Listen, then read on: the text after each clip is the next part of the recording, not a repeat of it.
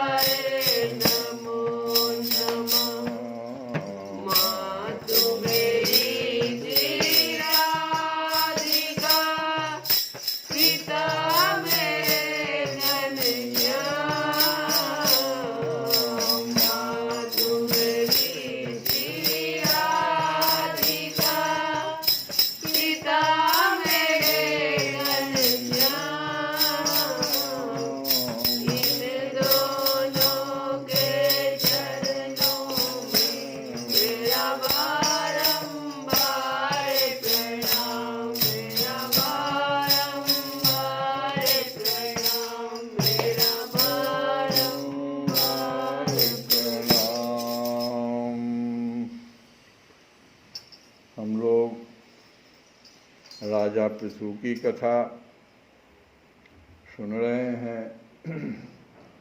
आज हम लोग पृथु जी को सनकादि मुनियों के द्वारा जो उपदेश दिया गया उस कथा का श्रवण करेंगे।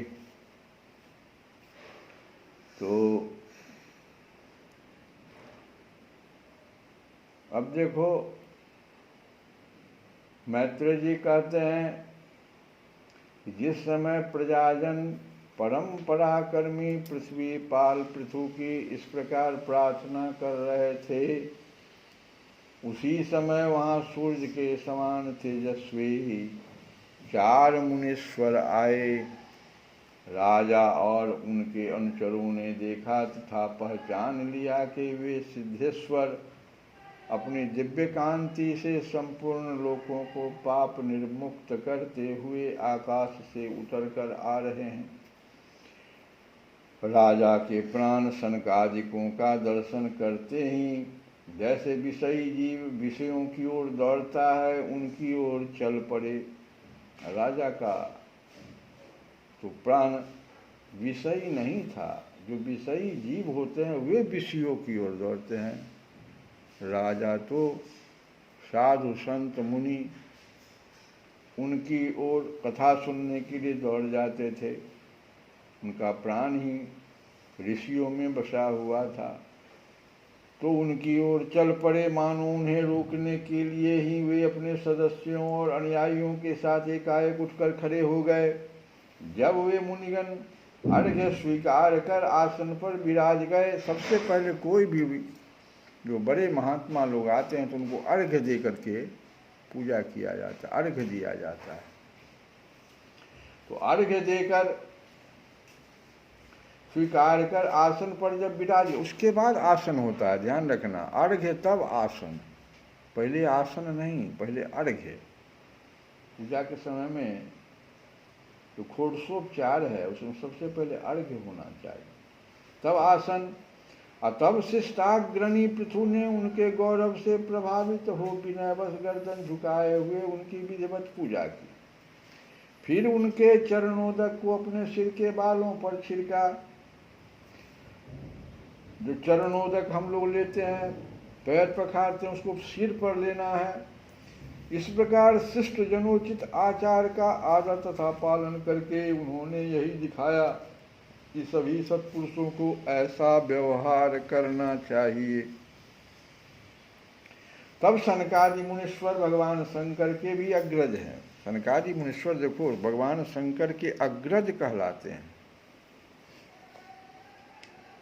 सोने के सिंहासन पर वे ऐसे सुशोभित हुए जैसे अपने अपने स्थानों पर अग्नि देवता। महाराज पृथु ने बड़ी श्रद्धा और संयम के साथ प्रेम पूर्वक उनसे कहा। पृथु जी ने कहा, मंगल मूर्ति मुनीश्वरों, 4 थे ना, तो चारों को एक साथ संबोधन किया। मंगल मूर्ति मुनीश्वरों, आपके दर्शन तो योगियों को भी दुर्लभ है। मुझसे ऐसा क्या पुण्य बना है जिससे स्वतः आपका दर्शन प्राप्त हुआ, जिस पर ब्राह्मण अथवा अनुचरों के सहित श्री शंकर या विष्णु भगवान प्रसन्न हों। उसके लिए इहलोक और परलोक में कौन सी वस्तु दुर्लभ है। इस दृश्य प्रपंच के कारण महत्व तत्वादि यद्यपि सर्वगत हैं, तो भी वे सर्वसाक्षी आत्मा को नहीं देख सकते। इसी प्रकार यद्यपि आप समस्त लोकों में विचरते रहते हैं, तो भी अनधिकारी लोग जो हैं, जो अधिकारी नहीं हैं, वो आपको देख नहीं पाते। जिनके घरों में आप जैसे पूज्य पुरुष उनके जल, तृण, पृथ्वी, गृहस्वामी अथवा सेवक आदि किसी अन्य पदार्थ को स्वीकार कर लेते हैं, वे गृहस्थ धनहीन होने पर भी धन्य हैं। जिन घरों में कभी भगवत भक्तों के परम पवित्र चरणोदक के छींटे नहीं पड़े, वे सब प्रकार की रिद्धि सिद्धियों से भरे होने पर भी ऐसे वृक्षों के समान हैं कि जिन पर सांप रहते हैं। हमारे यहाँ भी गुरु का जब चरण पड़ा तब ये पवित्र स्थान हुआ। तो कहते हैं सांप रहते हैं। ऐसा जो अगर कोई जगह है जहाँ पर कि भगवत भक्त के परम पवित्र चरणोदक के छींटे नहीं पड़े तो उसको तो सांप के जैसा, जैसे जिस वृक्ष पर जो सांप रहता। मुनीश्वरों, आपका स्वागत है। आप लोग तो बाल्यावस्था से ही मुमुक्षुओं के मार्ग का अनुसरण करते हुए एकाग्र चित्त से ब्रह्मचर्य आदि महान व्रतों का बड़ी श्रद्धापूर्वक आचरण कर रहे हैं। स्वामियों, हम लोग अपने कर्मों के वशीभूत होकर विपत्तियों के छित्र रूप संसार में पड़े हुए केवल इंद्रिय संबंधी भोगों को ही परम पुरुषार्थ मान रहे हैं, तो क्या हमारे निस्तार का भी कोई उपाय है? देखो, इंद्रिय संबंधी भोग, इसकी जो चर्चा किया इन्होंने, तो आज इसी को हम लोग समझने की कोशिश करें कि इंद्रिय संबंधी भोग क्या है। आज जितने भी रोग हैं वो इन्हीं भोग के कारण है।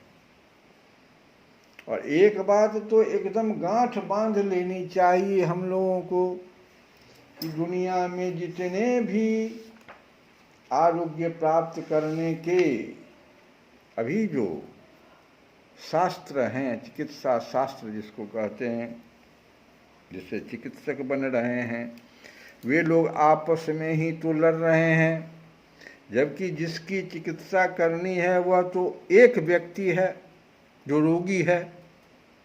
लेकिन अगर वही रोगी चिकित्सक से चिकित्सक के पास भटकना शुरू करे, उस किस अवस्था में ऐसा होता है? जब एक चिकित्सक उसको शोषण करके कहता अब ये छूटने वाला नहीं, तो वो दूसरे चिकित्सक के पास जाता है, दूसरा भी कुछ शोषण कर लेता है, उसको अधमरा कर देता है, अभी 50% बना, फिर 60 कर देता है, फिर तीसरे के पास जाता है। और ये शास्त्र हैं कौन कौन?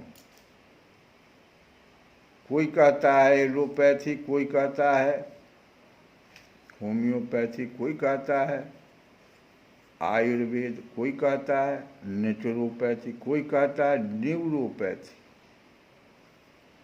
कोई कहता है एक्यूपंक्चर, एक्यूप्रेशर।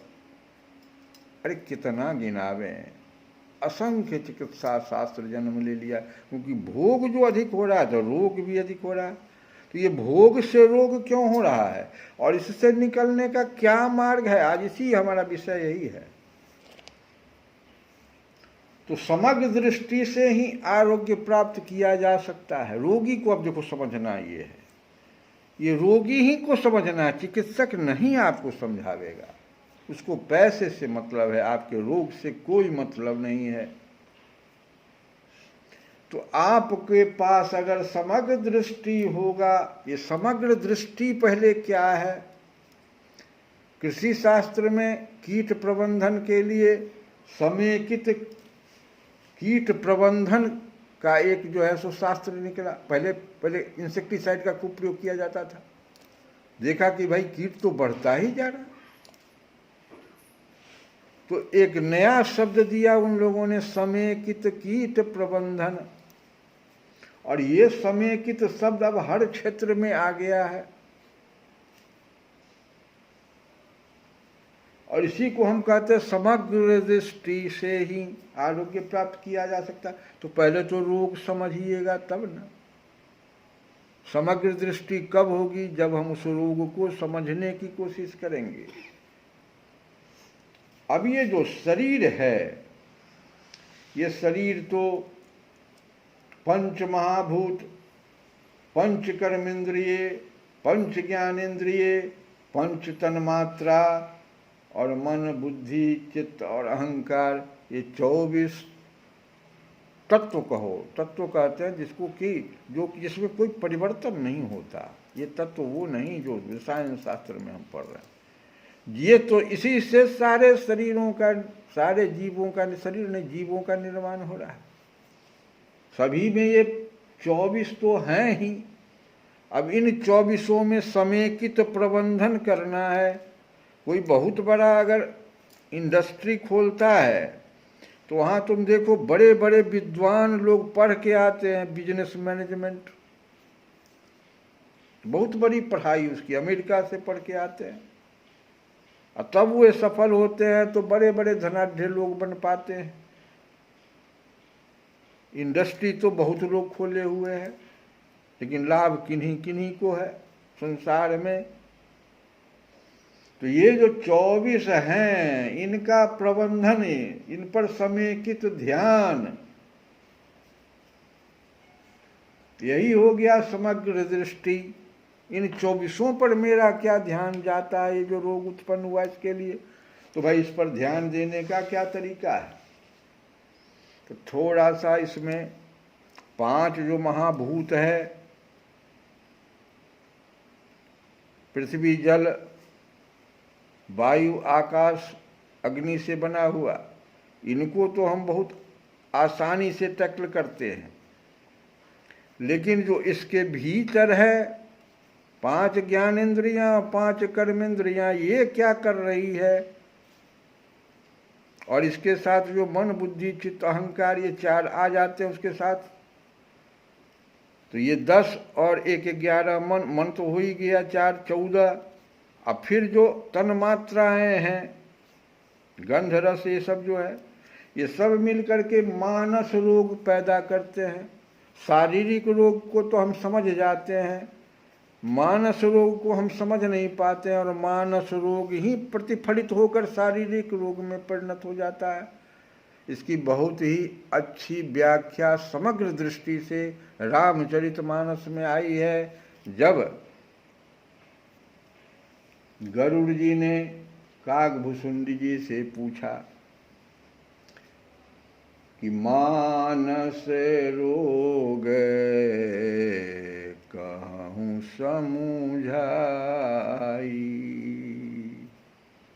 कोई चिकित्सक इस पर ध्यान नहीं दे रहा है। मानस रोग कहूँ समझाई, तो कागभूषण जी ने कहा कि आप प्रश्न तो बहुत सुंदर किए हैं, संसार के कल्याण के लिए कर दिया आपने प्रश्न। हम अभी कुछ गाते हैं, कुछ ही को गा पाएंगे, आपके समक्ष कुछ ही को गा पाएंगे, लेकिन है अनेक, क्योंकि एक एक से एक एक रोग हो जाता है, लेकिन जब सब मिल जाता है तो अनेक रोग उत्पन्न कर रहा है। उतना तो हम नहीं गा पाएंगे, लेकिन कुछ को हम आपको समझाते हैं जो बड़ा बड़ा है। तो कहते हैं कि मोह सकल व्याधिन कर मूला,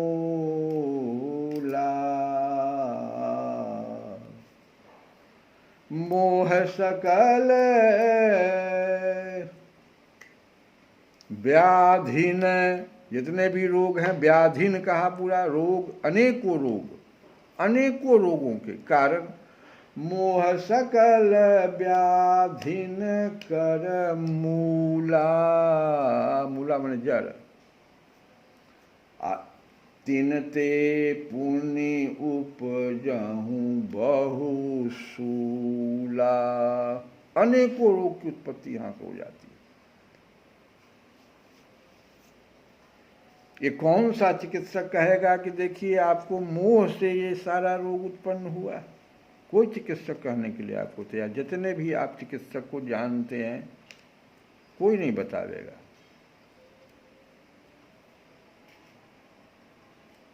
अब देखिए इसमें से जिन तीन ते पुण्य उपजहूं बहुसूला, तो एक एक करके नाम, ये काम बात,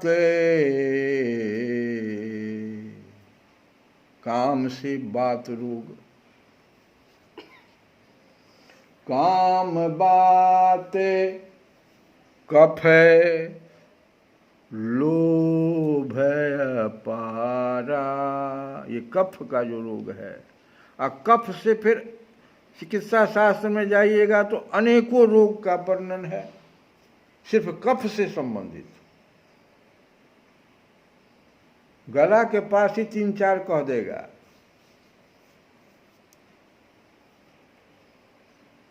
नाम अलग अलग बता देगा, आपको परेशान कर देगा, दवाई अलग अलग उसका लिख देगा, लेकिन मूल क्या है? मूल तो है कि लोभ अपार, उसको तो आप रोक ही नहीं रहे हैं। दुनिया का लोभ लेके बैठे हुए हैं। कफ तो आएगा ही, श्लेष्मा बनेगी ही, कहीं न कहीं जाके जमा होगा। शरीर के जिस भाग में उसको जगह मिल गया, गंदगी हम घर में फैला रहे हैं तो कहीं न कहीं तो वो जाएगी। घर के किनारे जाए चाहे जहां जाए, विषाणुओं को आमंत्रित करेगी वो। तो मोह काम बात, जितने तरह के बात रोग हैं अभी, जितने ज्वाइंट्स रोग वगैरह हो रहे हैं, बात रोग, तो उसका मूल कारण काम है, कामना या काम। जिस तरह से काम को आप समझिए, बहुत विस्तार से काम की चर्चा अलग से रामचरितमानस में। तो काम उसका मूल हुआ। काम बात कफ लोभ अपारा अक्रोध। अब ये क्रोध देखो क्या करता है। क्रोध पित्त नित छाती जारा। क्रोध पित्त को उत्पन्न कर देता है।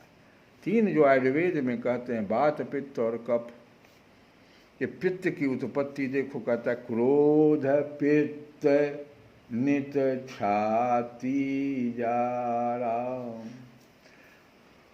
और ऐसा होता नहीं है कि किसी को खाली कामे हो, किसी को खाली लोभ, ऐसा नहीं है। एक ही व्यक्ति में सब है, तीनों है। अभी जो वर्तमान समय है, तब तुलसी बाबा बड़ा अच्छा कहवा रहे हैं काव्यसुंद जी से, कहते हैं कि प्रीति करही जो तीनों भाई। ऊपर वाला तीनों भाई बना दिया तीनों को। ये तीनों अगर मिलके आपसे प्रीति कर रहे हैं, बात पित्त और कफ तीनों मिल गए, आपके पास आ गए, तो प्रीति करही जो तीनों भाई उपजई सन्निपात दुखदाई। सन्निपात नाम का बीमारी सबसे दुखदाई बीमारी कहा जाता है। पहले टीबी भी कहा जाता था उसको, अभी भी है, लेकिन उससे भी कठिन सन्निपात होता है। कोई अंग ही उसका काम नहीं करता है सन्निपात रोग में।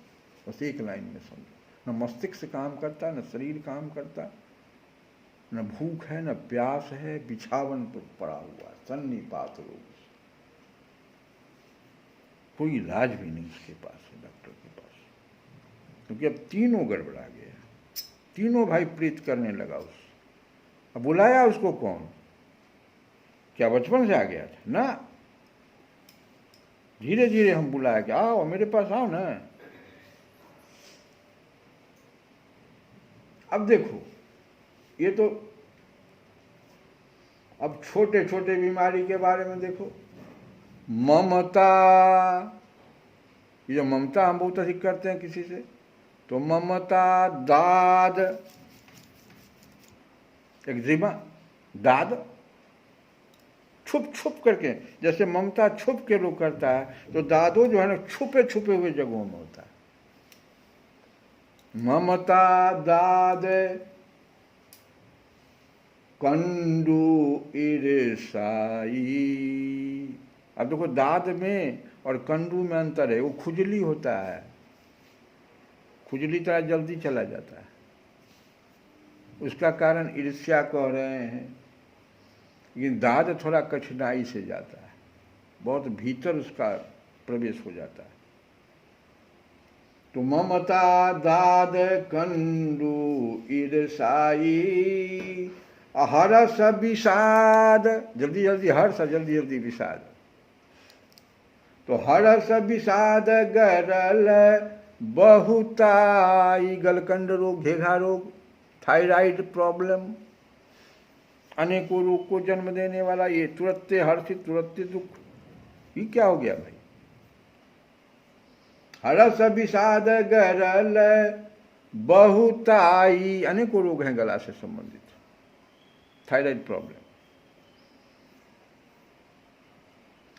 अपर सुख देखी जरन सोई छई, क्षय रोग हो जाता था। ये सब हम लोग कर रहे हैं।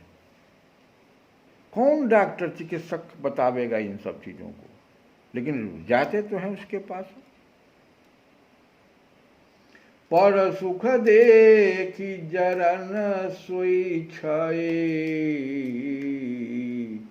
और अगला देखो कुष्ठ, कुष्ठ रोग जो है तो बहुत कम हो गया है। कुष्ठ दुष्टता, ये दुष्ट लोगों का है रोग, कुष्ठ। कुष्ठ दुष्टता मन कुटिलाई, दुष्टता और मन की कुटिलता ही कोढ़ी का रूप धारण करता है। ये दो चीज जब आदमी में हो जाता है, दुष्टता और मन की कुटिलता, तब कोढ़ आ जाएगा एकदम अंत में ये आता है। आप किसी काम बस नहीं रह जाइएगा। जो सभी हाथ और पैर के सारे आपके अग्र भाग ही समाप्त होने लगेंगे।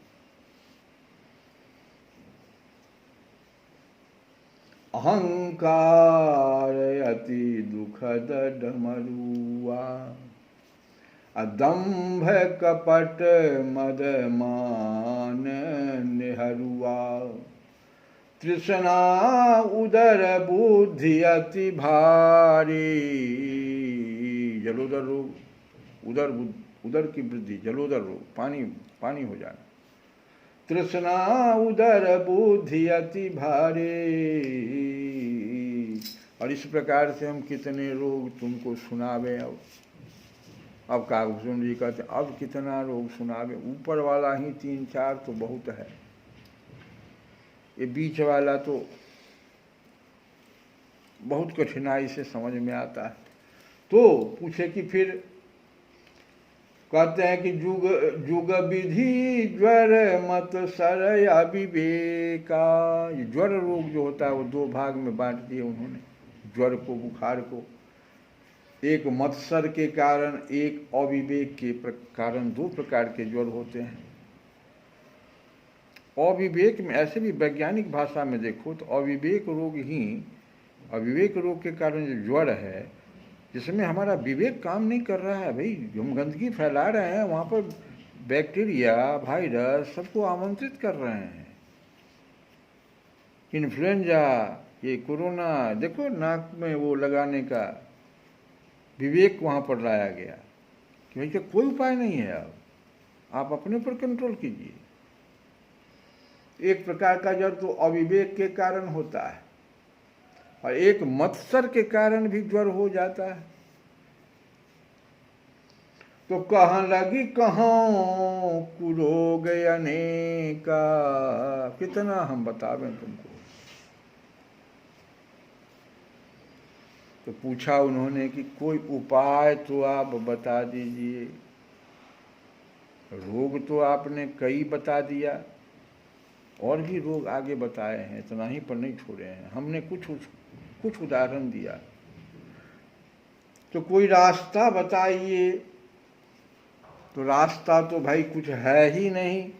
अभी एक रास्ता जो है सो थोड़ा सा शुरू किया गया है, हम नाम नहीं उस जगह, क्योंकि हम प्रचारक नहीं हैं, जहाँ पर समग्र दृष्टि से इन सब बिंदुओं पर विचार किया जाता है। वहाँ उपवास भी कराया जाता है, कुछ प्राकृतिक चिकित्सा भी कराया जाता है। प्राकृतिक चिकित्सा के 5 जो हमारे पंचमहाभूत जो बने हुए हैं, उनसे जो चिकित्सा, जैसे जल से, मिट्टी से, हवा से,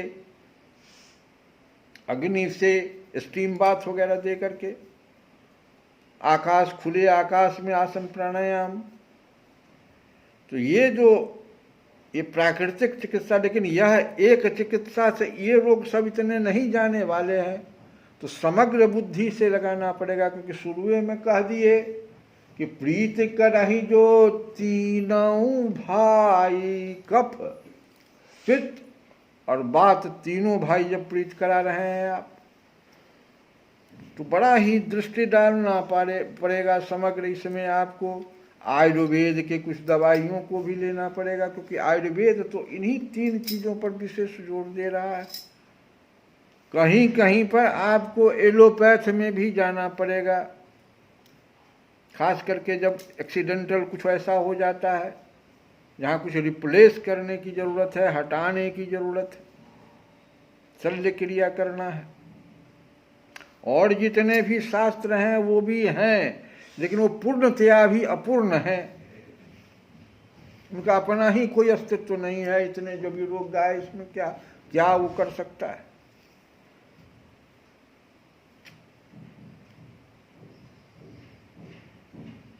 कोई ऐसी दवा तो है नहीं कि काम को रोक देवे, कोई ऐसी दवा भी नहीं है जो लोभ को रोक देवे।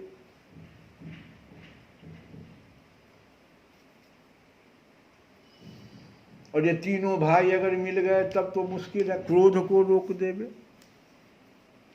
हाँ, नींद की गोली खिला करके क्रोध वगैरह पर काबू पाया जा सकता है, लेकिन वो तो अपने आप एक बीमारी पैदा कर देता है।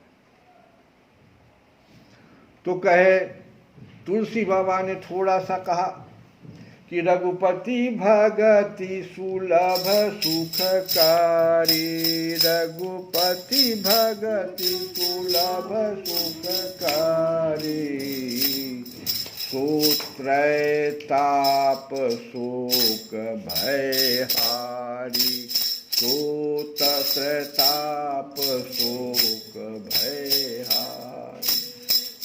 अबिनु सतसंग भगति नहीं होई, ते तब मिलाए द्रवय जब सोई। सत्संग मिलेगा कब? जब ईश्वर की कृपा होगी।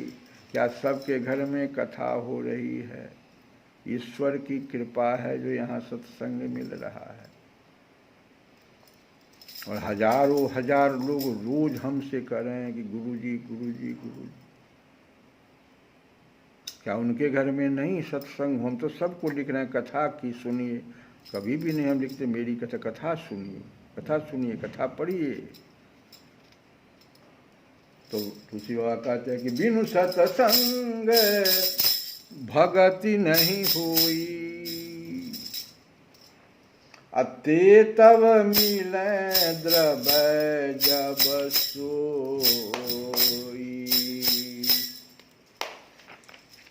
देखो, ये श्री रघुनाथ जी की, श्री रघुनाथ जी की या भगवान कृष्ण जो भी कहो, दोनों तो एक ही हैं कि उनकी भक्ति सुलभ और सुखदायिनी है। बड़ा सुलभ है ये, इनकी भक्ति सुलभ है। इसमें कहीं कुछ पत्रम पुष्पम, आप कुछ भी लेकर के थोड़ा सा चले तो जाइए इनके पास। नहीं कुछ मिल रहा, पत्रे ले लीजिए ना, पत्ता 2-4 को तोड़ लीजिए, बेल का पत्ता। आप जो है सो शनि महाराज का पत्ता। तो श्री रघुनाथ जी की भक्ति सुलभ और सुखदायिनी है। और संसार के तीनों ताप, जो अब 3 ताप बोले, तीनों ताप जो कहे, वात पित्त कफ, तीनों ताप को, इसके साथ साथ इससे उत्पन्न शोक और भय को भी हरने वाली है।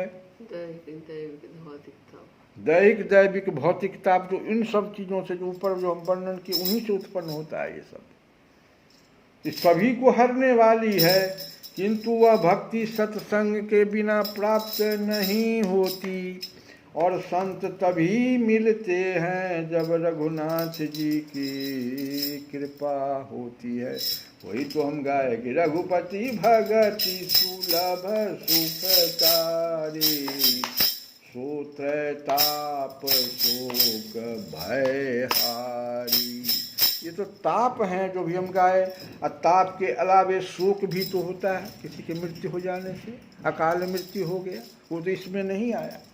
उसमें तो कहीं वात पित्त कफ नहीं आया। अचानक हम तो सही है, हमारे सामने में कोई आदमी जा रहा है जो अभी नहीं जाना चाहिए, शोक उत्पन्न कर दिया। बहुत अच्छा डिग्री लिए हुए हैं, कहीं सर्विस नहीं लग रहा है, शोक उत्पन्न कर रहा है। और भय भी उत्पन्न करता है। हर जगह भय लगा हुआ है कि अब क्या होगा, आगे क्या होगा। तो इस सभी चीज़ों का नष्ट करने के लिए तो रघुपति भगति सुलभ सुखकारी। लेकिन ये आता कहाँ से है भक्ति? तो बिनु सत्संग भगति नहीं होई। सुलभ तो है लेकिन बिना सत्संग के नहीं होगा, बिना श्रवणं के नहीं होगा। सती जी भी तो सत्संग कर रही थी लेकिन श्रवण नहीं कर रही थी। और ते तब मिले द्रवै जब सोई। दो आदमी सत्संग कर रहे थे, भोले बाबा भी और सती भी, लेकिन भगवान की कृपा भोले बाबा प्राप्त कर रहे थे। कान से तो प्राप्त किया ही, नयन से भी उस भगवान को देख लिया। सती जी नयन से भी देखी, कान से भी सुनी, लेकिन न कान सुना न नयन विश्वास किया। अब कितना बड़ा उपद्रव खड़ा हो गया उनके ही जीवन में। पिता तक उपद्रव हो गया, यहाँ तो हुआ ही, पिता तक हो गया। अब पुनः पार्वती के रूप में जन्म लेना पड़ा। अब फिर यही कथा की प्रार्थना कर रहे हैं। कहाँ हुआ कुछ? क्यों अहंकार इतना है? हम बात नहीं समझ रहे। डमरुआ इतना क्यों है? जब द्रवै दीन दयालु राघव साधु संगत पाइये। जय दरस परस समागमादिक पाप राशि नसाइये। जिनके मिले दुख सुख समान अमानतादिक गुण भय। मद मोह लोभ विषाद क्रोध सुबोधते सहजय गए। जब दीन दयालु रघुनाथ जी कृपा करते हैं तब संत समागम होता है। और जिन संतों के दर्शन स्पर्श और सत्संग से पाप समूह समूल नष्ट हो जाते हैं, जिनके मिलने से सुख दुख में समवृद्धि हो जाती है, अमानिता आदि अनेक सद्गुण प्रकट हो जाते हैं, तथा भली भांति परमात्मा का बोध हो जाने के कारण मद मोह लोभ शोक क्रोध आदि सहज ही दूर हो जाते हैं। ये सभी को तो दूर कर दिया हमने, जो गाया ऊपर में, ये सब तो दूर हो गए। देख लो, अभी जो सनकादि आए तो सबको तो दूर कर दिया पृथु महाराज से। यही एक रास्ता है। समग्र दृष्टि, मूल कारण समझना पड़ेगा हमको। इसीलिए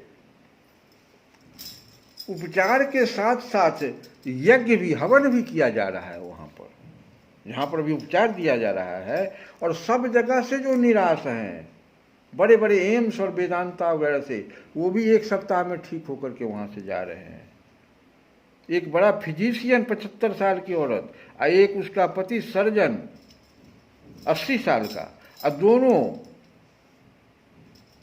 अपनी बीमारियों को एक सप्ताह में ठीक करके, और बड़ी जोर से हुंकार मार के कह रही थी कि ऐसा जगह ही मैंने नहीं देखा। और वो कलकत्ता की रहने वाली, डॉक्टर भी और वो सर्जन भी।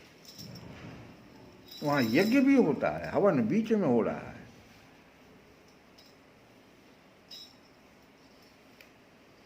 तो वही बात यहाँ पर तुलसी, यहाँ पर जो भी है, ये काकभूषुंड जी भी गाते हैं, यही जो अभी हम गाए, इसी बात को काकभूषुंड जी भी कह रहे हैं कि राम कृपा नासहि सब रोगा।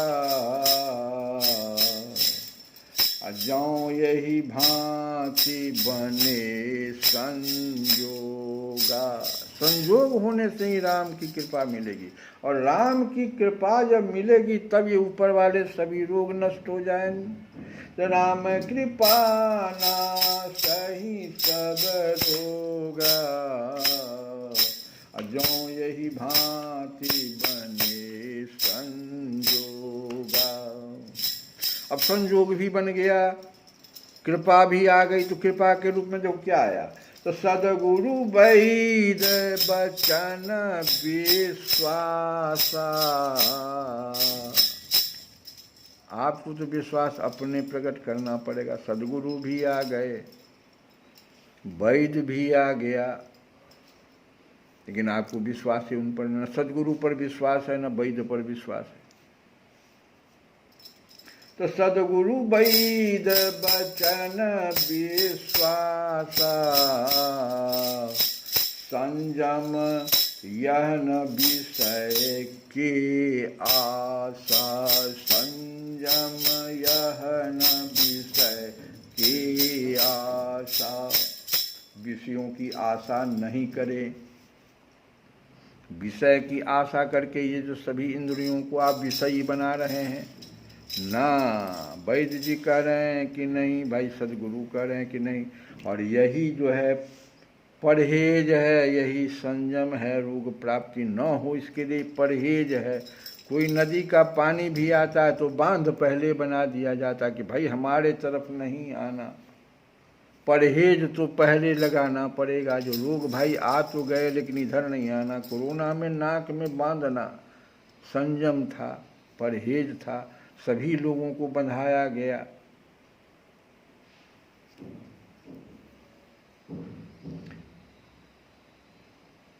तो यही है समग्र दृष्टि। जय सिया राम, जय जय सिया राम, जय सिया राम,